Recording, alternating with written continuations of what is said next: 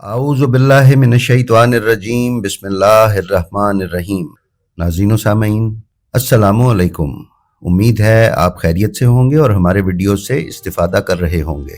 ناظرین، ویڈیو پر جانے سے پہلے آپ سے گزارش ہے کہ ہمارے channel blend of history English کو بھی سبسکرائب کر لیں اور اس کے بیل آئیکن پر کلک کر کے آل نوٹیفیکیشنز کی سیٹنگ کا انتخاب کر لیں تاکہ محمد و آل محمد علیہ السلام کی تعلیمات پر مبنی انگریزی کانٹینٹ سے آپ محروم نہ رہ سکیں۔ ناظرین، امام حسین علیہ السلام کے ماننے والوں پر جہاں 1400 سال سے ظلم و ستم ہو رہا ہے، وہیں کئی مقامات ایسے ہیں جہاں کربلا کی تاریخ نے اپنے آپ کو دہرایا ہے۔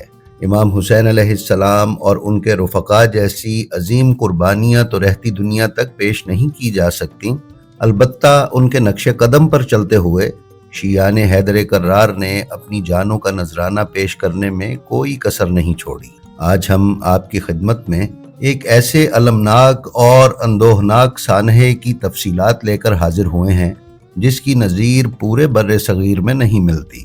ویڈیو پر جانے سے پہلے ہم آپ سے گزارش کریں گے کہ یہ ویڈیو ہم نے 3 جون کو پیش کرنا تھا، لیکن کچھ وجوہات کی بنا پر پیش نہ کر سکے، لہٰذا آج آپ کی خدمت میں اسے پیش کر رہے ہیں۔ ناظرین، ریاست خیرپور سندھ کی مذہب اہل بیت کے لیے بے تحاشا خدمات ہیں۔ آج کا یہ المناک واقعہ اسی خیرپور سندھ میں پیش آیا۔ یہ 1963 کی بات ہے کہ جب 10 محرم الحرام بمطابق 3 جون کو جب یوم عاشور کا آغاز اذان حضرت علی اکبر علیہ السلام سے ہوا تو دن چڑھتے ہی وقت کے یزیدوں نے سید غلام مہدی نقوی کے گھر منعقد ہونے والی قدیمی مجلس عزا پر حملہ کر کے ذاکر اہل بیت صاحب دین ماچھی کو شہید کیا اور عزاداروں کو زخمی کر دیا۔ یہ مجلس عزا خیرپور کے نواحی گاؤں ٹھیڑی میں ہو رہی تھی۔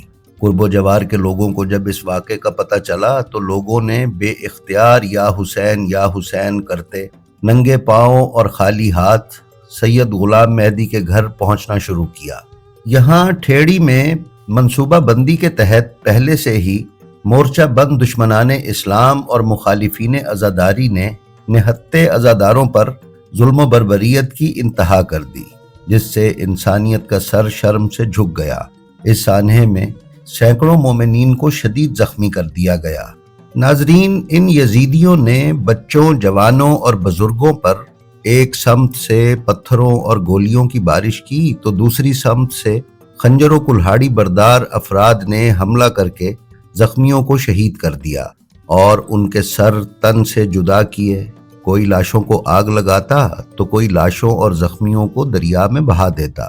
ایک گروہ شہداء کے جسموں سے گولیوں کے نشانات مٹانے کے لیے کلہاڑیوں اور خنجروں سے مصروف عمل تھا تو دوسرا گروہ امام بارگاہ میں موجود علم اور تازیوں کو آگ لگانے کے لیے دوڑا۔ کچھ ظالموں نے سید غلام مہدی شاہ کے گھر کا رخ کیا، جہاں ان کی والدہ اور ہمشیرہ جو سر پر قرآن اٹھائے سندھ کی روایت کے مطابق رحم کی درخواست کر رہی تھیں کہ سر پر ظالموں نے کلہاڑی کا وار کر کے قرآن کو شہید کیا اور انہیں زخمی کر دیا۔ ظلم کی سیاہ آندھی ابھی ختم نہیں ہوئی تھی کہ شام غریبہ کے وقت قاتلوں کے ایک گروہ نے شمر اور عمر سعد لعین کی پیروی کرتے ہوئے بالٹیوں میں پانی بھرا اور زخمیوں کے درمیان نعرہ حیدری لگاتے ہوئے پانی پانی کی صدا لگائی کہ کسی کو پانی تو نہیں پینا۔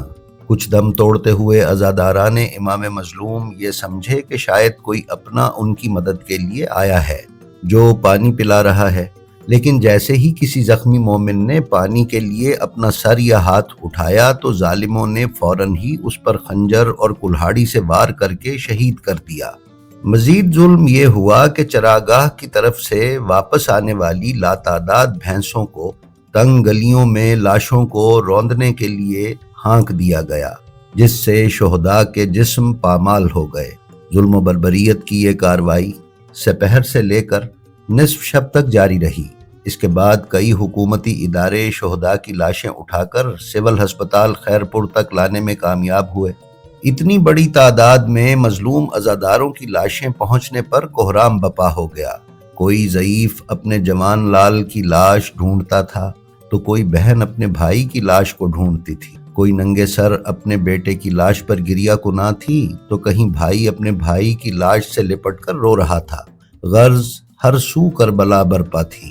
اس وقت یہ منظر بھی دیکھنے میں آیا کہ ایک بوڑھا باپ سید محمد امیر زیدی، جن کا برتن بیچنے کا کاروبار تھا، اپنے 2 جوان بیٹوں 20 سالہ طاہر اور 18 سالہ جمیل کی لاشوں کے درمیان جناب مسلم کے دونوں بیٹوں کی امام حسین علیہ السلام پر قربانی کی یاد میں شکرانے کی نماز پڑھ کر اس دور کے یزید کو یہ دکھا رہا تھا کہ انصار حسینی کے قدم کسی بھی دور میں نہیں ڈگمگاتے۔ اس قسم کے اور بھی واقعات شہداء کی قبروں پر لگے کتبوں پر رقم کیے گئے ہیں۔ ناظرین، اس واقعے میں 100 سے زائد جوان، بچے اور بوڑھے شہید ہوئے۔ کچھ نے ان کی تعداد 118 اور کچھ نے 125 تک بھی بیان کی ہے، جبکہ کئی افراد ایسے تھے جو ان 118 یا 125 سے علاوہ تھے، جن کا آج تک کوئی پتہ نہیں چل سکا اور وہ لاپتہ ہیں۔ ان کے بارے میں یقین کامل یہی ہے کہ یا تو انہیں دریا میں بہا دیا گیا تھا یا زمین کھود کر کہیں دبا دیا گیا تھا، جس سے ان کا آج تک پتہ نہیں چل سکا۔ مولانا صفدر حسین صاحب، جو کہ اس وقت مرکزی امام بارگاہ محلہ لقمان میں پیش امام تھے، انہوں نے تجویز کیا کہ تمام شہدائے ٹھیڑی کو ایک ہی جگہ دفن کیا جائے۔ چونکہ علاقائی حوالے سے محلہ لقمان کے شہداء کی تعداد سب سے زیادہ تھی، اس لیے اہل لقمان نے ان کی تجویز کے مطابق اپنے شہداء کو ایک ہی جگہ دفن کیا، جو بعد میں گنج شہیداں کے نام سے مشہور ہوئی اور اب تک ہے۔ مولانا صفدر حسین نجفی کے ہی حکم شرعی کے مطابق تمام شہداء کی لاشوں کو بغیر غسل و کفن اسی حالت میں دفنا دیا گیا جس حالت میں وہ دستیاب ہوئے تھے۔ جب ان شہداء کی گنج شہیداں کے مقام پر تدفین ہو گئی تو حکومت وقت نے پورے علاقے میں کرفیو کا نفاذ کر دیا اور کسی بھی شخص کو ان شہداء کی قبروں پر جانے کی اجازت نہ دی۔ کچھ دن بعد نصف شب سے قریب ایک معجزہ رونما ہونا شروع ہوا۔ گنج شہیداں کے قرب و جوار میں رہنے والے برادران اہل سنت نے آ کر یہ خبر دی کہ ہر شب گنج شہیداں سے یا حسین کی آوازیں آتی ہیں، جیسے کہ وہاں ماتم ہو رہا ہو۔ جب مومنین نے وہاں جا کر دیکھا تو کوئی بھی نہ تھا۔ تحقیق کرنے پر عینی شاہدین نے بتایا کہ رات کے وقت روشنی کی طرح کا ایک نور گنج شہیداں میں قبلہ کی طرف سے آتا ہے اور ہر شہید کی قبر پر کچھ دیر قیام کے بعد غازی حضرت ابو الفضل العباس علیہ السلام کے علم مبارک کی جانب بڑھتا ہے۔ جس وقت یہ نور قبروں سے علم پر پہنچتا ہے تو تمام شہداء کی قبور سے شدت کے ساتھ یا حسین کی صدائیں فضا میں بلند ہوتی ہیں، جو بہت دور تک سنی جاتی ہیں۔ یہ سلسلہ کافی عرصے تک جاری رہا۔ اس کے بعد سے زمین کربلا یعنی گنج شہیدہ میں معجزات کا نہ ختم ہونے والا سلسلہ شروع ہو گیا، جو آج تک جاری ہے۔ ناظرین، اسی سلسلے میں سانحہ ٹھیڑی میں ایک شہید ہو جانے والے سید امیر ہاشم شہید کی والدہ بیان کرتی ہیں کہ ہمارے محلے کے کچھ بچے گنج شہیداں کی طرف سے بھاگتے ہوئے آئے اور کہنے لگے کہ ان ریت کے ٹیلوں کے پاس سے یا علی کی صدائیں آ رہی ہیں۔ تب سانحہ ٹھیڑی برپا نہیں ہوا تھا اور موجودہ گنج شہیداں کے مقام پر صرف ریت کے کچھ ٹیلے تھے۔ ان ٹیلوں میں سے یا علی کی صداؤں کے سنائی دینے کے کچھ عرصے کے بعد ہی ضلع خیرپور کے اس علاقے یعنی ٹھیڑی میں روز عاشور 3 جون 1963 کو کرب و بلا کا یہ منظر دکھائی دیا اور یہ سانحہ وقوع پذیر ہوا۔